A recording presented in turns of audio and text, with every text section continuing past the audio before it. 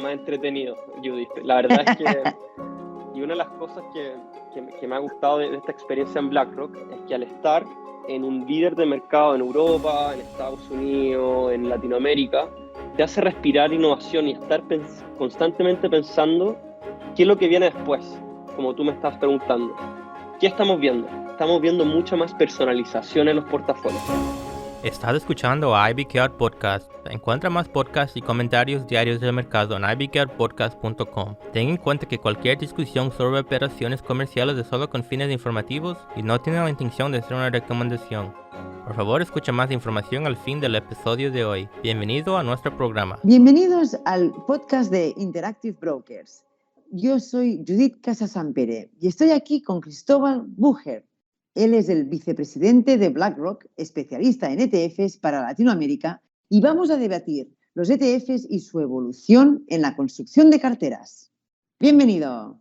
Muchas gracias, Judith. Muy feliz de estar acá contigo hoy día conversando sobre este tema y cómo está trayendo opción a los inversionistas en Latinoamérica y en el mundo. Muy bien, tenemos una lista de preguntas para ti y vamos a empezar con la primera. Los ETFs son herramientas de inversión pasiva. Aún así, estamos viendo más y más inversores que utilizan los ETFs para una gran parte de su cartera. Cuéntenos desde BlackRock un poco más sobre la evolución de esta inversión indexada. Sí, claro, Judith. La historia realmente es bastante interesante. Y partiendo un poco definiendo qué es un ETF. Los ETFs no invierten en una acción específica o en un bono, sino que en un fondo que transa en bolsa y sigue un índice. Por ejemplo, un ETF que sigue MSCI World invierte en las 100 empresas más grandes del mundo y traquea y busca replicar la rentabilidad de ese índice. Pero como tú dices, viendo un poco la historia de la evolución de estas inversiones indexadas, si pensamos antes de 1995, este tipo de inversiones no eran tan aceptadas, Judith. Mucha gente pensaba que era un approach un poco mediocre hacia las inversiones. Siguiendo el ejemplo anterior, ¿por qué conformarse con la rentabilidad promedio de las 100 empresas más grandes cuando tú puedes elegir las mejores acciones y ganar el mercado? Pero hubo un grupo de valientes, como me gusta verlo a mí, que estaba muy convencida, Judith, muy convencida de que había que dedicarle más tiempo al asset allocation, o cómo combinar bonos, acciones, commodities y otro tipo de activos en tu cartera, dado que si lo hacías bien, ya estabas explicando casi el 90% de la rentabilidad. Todo bien hasta el minuto, ¿cierto, Judith? Sí, la verdad es que sí. ¿Cuál fue el problema que se enfrentaron? El problema es que estos inversionistas estaban dedicando todo su tiempo a buscar la mejor acción, el mejor bono, al mejor portfolio manager, pero dejando muy poco tiempo para pensar en el asset allocation, en la selección de esta clase de activos. Entonces la solución que trajeron fue, y en cierta medida, se puede decir que permitió la inversión indexada a los inversionistas enfocar más de su tiempo en la parte más importante, en este asset allocation. Entonces, ¿cómo lo hacen? Tú estarás diciendo, ¿cómo los ETFs logran ahorrar tiempo al inversionista? Los ETFs ahorran tiempo porque en vez de tener que elegir entre una acción u otra, te permite ver el mundo de una forma mucho más simplificada, en grupos de portafolios, y así poder concentrarte en el asset allocation. Y Judith, y perdón si acá me estoy yendo un poco muy lejos con el ejemplo, pero si pensamos hoy día en las tendencias más importantes, una de esas está claro que es automatización. La inversión indexada es un tipo de automatización. Es una automatización de inversiones.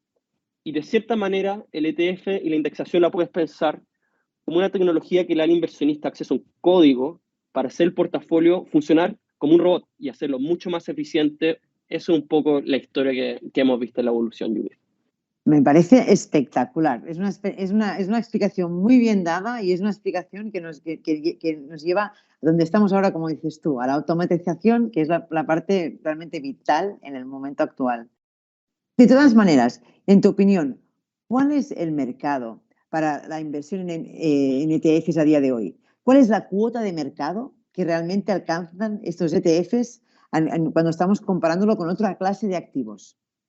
Perfecto. Sí, efectivamente, eso es otro de los tipos de pushbacks que se escuchan normalmente alrededor del ETF. Dicen que ya han crecido mucho, que ya están cerca de su punto de saturación, pero la verdad es que si sumáramos todo lo que está invertido en ETFs y lo comparamos con el universo invertible de esos ETFs, ¿qué número crees tú, Judith, más o menos que podría ser? La No lo verdad sé. es, y la mayoría de la gente se sorprende porque realmente es muy bajo. Ese es justo el punto, es 5%, no es más de un 5%. Entonces, imagínate todo el espacio que tiene para crecer y lo fuerte que ha sido este cambio tecnológico. Y la pregunta entonces que normalmente nos viene es, ¿por qué es tan bajo siendo una innovación tan disruptiva? Y es que la verdad es que los ETF no están compitiendo contra un fondo mutuo activo, la gestión activa. La mayoría del crecimiento está viniendo de inversionistas que antes elegían una o dos de sus acciones favoritas, pero ahora lo están haciendo a través de ETF. Por ejemplo, en Latinoamérica, ¿qué es lo que estamos viendo? Estamos viendo que los mayores inversionistas de ETFs siguen tratando de ganar el mercado, pero en vez de hacerlo en encontrar cuál va a ser el único ganador, lo hacen cambiando la forma dinámica de combinar el asset allocation y lo hacen a través de ETF. Porque el espíritu, como vimos en la historia, en tu pregunta anterior, Judith, nunca fue quitarle dinero a los fondos mutuoactivos. La mayoría del dinero que se invirtió en ETF no vino de ahí, fue adicional, vino a expandir las fronteras. Y si vemos hacia el futuro, eso es exactamente lo que nos motiva, porque creemos que la innovación va a ser en encontrar más aplicaciones a esta tecnología de inversión, más formas de que los inversionistas puedan combinar estos instrumentos para conseguir un abanico gigante de diferentes objetivos. Y acá es donde me gustaría un poco traer a la conversación, Judith, los ETF UCITS. Los ETF UCITS no son más que una aplicación de esta tecnología. UCITS es un marco regulatorio europeo y los ETFs que se encuentran domiciliados en Europa siguen estas normas. ¿Cuál es la importancia? ¿Por qué es importante para los inversionistas considerar este tipo de ETFs?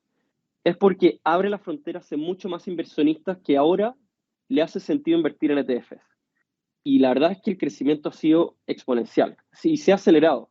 Para tratar de poner en números cuán grande ha sido esta aceleración, tomó casi 16 años en la industria de ETFs en Europa en llegar a 500 millones de dólares. Sin embargo, ni siquiera fueron 5 años para que duplicó ese monto a casi $1 billón. Ese es el nivel de tasa que estamos viendo de crecimiento, Judith. Es espectacular, es realmente extraordinario, pero realmente eso significa que igual eran muy necesarios, ¿no? Y eran instrumentos muy necesarios por los mercados. Y Cristóbal, cuando nos vemos, por ejemplo, a dar ejemplos concretos, ¿dónde visualizan ustedes también ese futuro de la inversión? Hemos hablado ya de todo el tema de que hay mucho para crecer, hemos hablado ya de que incluso van inventándose o atajando necesidades concretas como el tema de los UCITS, pero ¿dónde visualizan ustedes el futuro de esta inversión en los ETFs, más allá de eso? Uy, el tema más entretenido, Judith. La verdad es que, y una de las cosas que me ha gustado de esta experiencia en BlackRock es que al estar en un líder de mercado en Europa, en Estados Unidos, en Latinoamérica, te hace respirar innovación y estar constantemente pensando qué es lo que viene después, como tú me estás preguntando. ¿Qué estamos viendo? Estamos viendo mucha más personalización en los portafolios. Y por ejemplo, volviendo al ejemplo de los ETF UCITS, esos tienen una estructura adicional que no existe en los otros tipos de ETFs que te dan share classes. Entonces hoy día se pueden acumular en los dividendos, por ejemplo. También se abren a nuevas exposiciones, se empiezan a lanzar exposiciones que antes no existían. Y sobre todo, tal vez la parte más importante es cómo los ETF UCITS están logrando atraer a nuevos inversionistas, cómo se expande el client base. Y lo podemos ver desde los dos lados. Por ejemplo, en Estados Unidos y recientemente en Alemania, muchos inversionistas millennials que están abriendo cuentas de inversión y están tratando sin ningún tipo de asesoría financiera de ello implementar sus propios trades.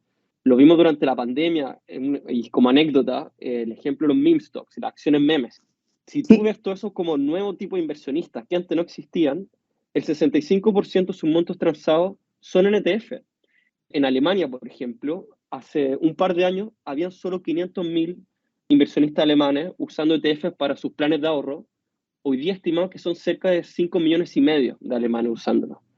Y en Latinoamérica, la verdad es que están en la vanguardia del uso de ETFs y el instrumento ha sido el favorito por lejos para poder acceder a inversiones internacionales. Entonces, la verdad es que estamos viendo diferentes ángulos de donde viene el crecimiento, esta nueva frontera, y es muy entretenido ver que en verdad está solucionando cada vez más problemas a más inversionistas en más lugares del mundo.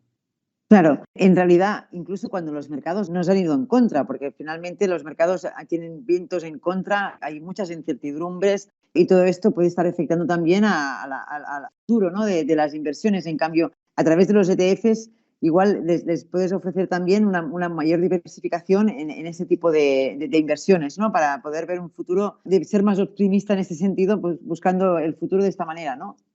Qué buen punto, Judith. Sí, exactamente eso es lo que está pasando. Y sobre todo en esta época de mercados tan volátiles, de tanta incertidumbre, lo que quiere el inversionista son opciones. Quiere poder moverse rápido en un ambiente que está cambiando rápido. Y está viendo en el ETF la herramienta que permite ser súper flexible, manejarse de forma rápida y poder implementar esas visiones de mercado de una forma eficiente, transparente y fácil de entender, como tú dices, Judith. Claro.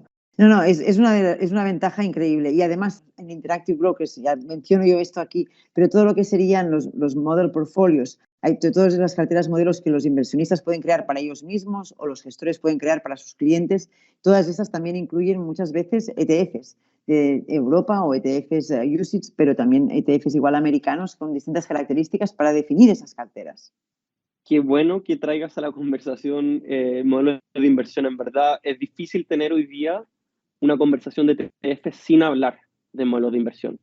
¿Por qué? Porque ya se rompió el paradigma de que era inversión activa o pasiva.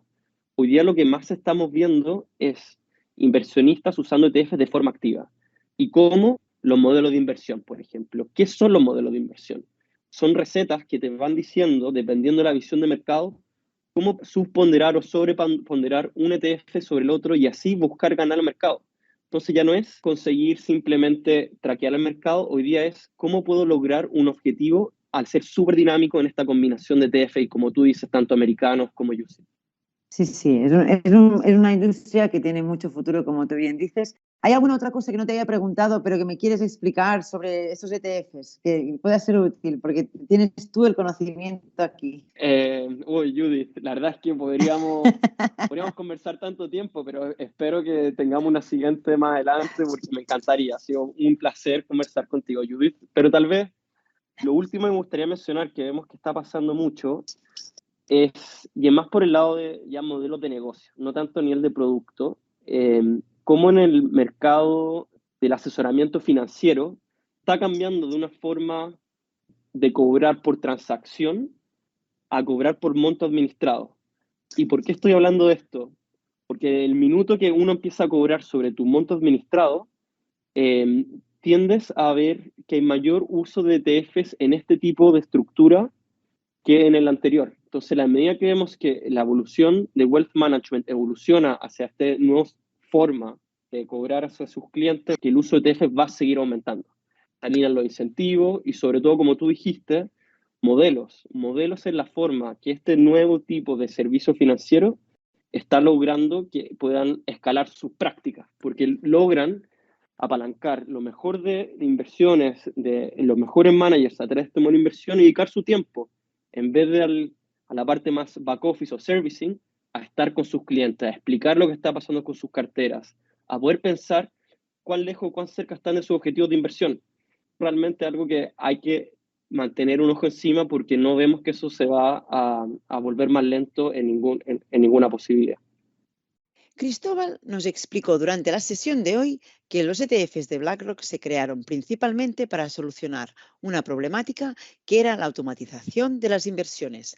También nos explicó que el 5% es a día de hoy el market share que los ETFs tienen, por tanto, hay muchas posibilidades de que puedan seguir creciendo en el escenario actual. También hemos profundizado en los que serían los ETFs UCITS. Estos son utilizados por inversores en Alemania, inversores europeos, pero también inversores en Latinoamérica, que encuentran en ellos ventajas fiscales y también han tenido un crecimiento exponencial. Finalmente, los ETFs también puedan formar parte de lo que serían carteras modelo que los gestores luego aplican a la hora de diversificar bien y poder aplicar a las múltiples cuentas de sus clientes en Interactive Brokers. Cristóbal, ha sido un placer. Estoy muy agradecida de haberte tenido en esta sesión del IBKR Podcast y espero tenerte otra vez bien pronto. Igualmente, Judith, que esté muy bien. Muchas gracias otra vez por la invitación. Muchísimas gracias. Gracias por escuchar IBKR Podcast. Como siempre, hay más contenido en ibkrpodcast.com. Y si estás interesado en aprender más sobre Interactive Brokers, visita ibkr.com.